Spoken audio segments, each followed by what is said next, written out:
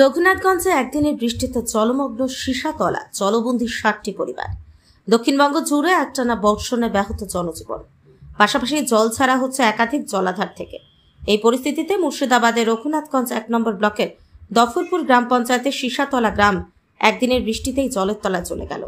গ্রামে নিকাশি ব্যবস্থা বেহাল, আর তার জেরেই জল জমে গিয়েছে ঘরের উঠোন থেকে শুরু করে ভেতর পর্যন্ত।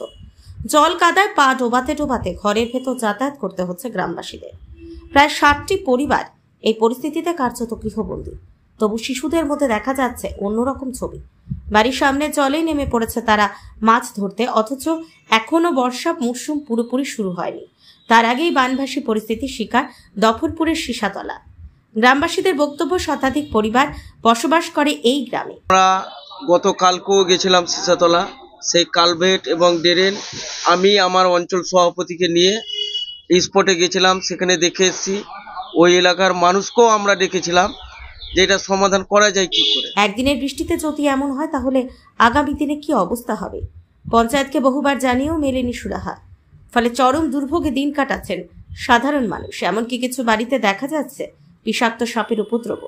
এলাকার পঞ্চায়েত সদস্য কাশেম শেখ স্বীকার করেছেন নিকাশি ব্যবস্থার অভাবেই এই অবস্থা। তবে খুব দ্রুত লেবার লাগিয়ে জল বের করার ব্যবস্থা করা হবে। অঞ্চলে কোনো কোনো সাহায্য নাই, কিচ্ছু নাই। আসছে মেম্বার আসছে, প্রধান আসছে, কোনো সাহায্য নাই। সবসময় আমরা জলে ডুবছি বর্ষাতে, 12 মাস। এক রাত্রে বৃষ্টিতে এতটা করে জল হয়ে গেছে। যদি লক্ষ্য করে দেখবেন, এই যে এই মানুষগুলো আছে, এই মানুষদের কাছে জেনে নিন আপনারা যে এখানে কোনো ড্রেনেজ সিস্টেম নেই। যেখানে ড্রেন আছে সেখানে নর্দমা পরিষ্কার করা হয় না বছর পর, যেটা দায়িত্ব হচ্ছে পৌরসভা এবং গ্রাম পঞ্চায়েতে।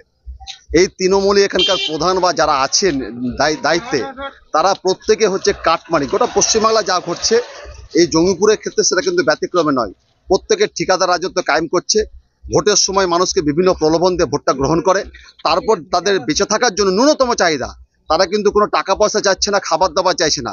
তারা বলছে সুস্থভাবে আমরা এই বর্ষাতে বেঁচে থাকতে চাই। আমাদের ঘরের মধ্যে জল জমে গেছে, মানুষ খাট থেকে বা চৌকি থেকে নামছে, জলমগ্ন অবস্থা। ইভেন ভদ্র মহিলা যারা আছেন, আমার মা বোনেরা, তারা বাথরুম পর্যন্ত যেতে পারছেন না। ছেলেরা এই কষ্ট করে গ্রামে করে নিচ্ছে, বাথরুম পর্যন্ত ডুবে গেছে। পেচ্ছাপ পায়খানা জলের মধ্যে প্রবেশ করছে। হ্যাঁ, এটা আমার কথা নয়, এটা আপনারা দেখুন, ছবি তুলুন এবং এলাকায় যারা মানুষ আছে তাদের কথা জিজ্ঞেস করুন।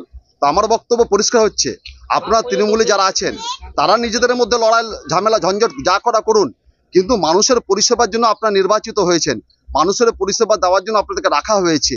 আপনার মুখ্যমন্ত্রী বলে আমি মানব দরদি, বারবারই বলে কথাটা, কিন্তু তা সত্ত্বেও কিসের জন্য মানুষ আজকে ছোট্ট বৃষ্টি হচ্ছে তাতে জলমগ্ন অবস্থা থাকতে হবে? আর জলমগ্ন থাকতে হলে আপনি ট্যাক্স দেয় না, এরা ট্যাক্স দেয় না? প্রত্যেকে খাজনা দেয়, প্রত্যেকে ট্যাক্স দেয়। তাহলে সেই ট্যাক্সের টাকায় আপনি মানুষের পরিষেবা দেন, আপনি তো ব্যক্তিগত পয়সা মানুষের পরিষেবা দিচ্ছেন না। আপনাকে সেই জন্য স্থানীয় প্রশাসন হিসাবে সেই জন্য রাখা হয়েছে। অতএব আপনাকে যা যা করা দরকার এখানকার মানুষের সুরাহার জন্য, জীবনযাত্রার মান উন্নয়ন কথা বলছি না আমরা, জীবনযাত্রা যাতে সঠিকভাবে চলে তার ন্যূনতম চাহিদাটুকু পূরণ হোক, আমাদের বক্তব্য এই জায়গাটাতে।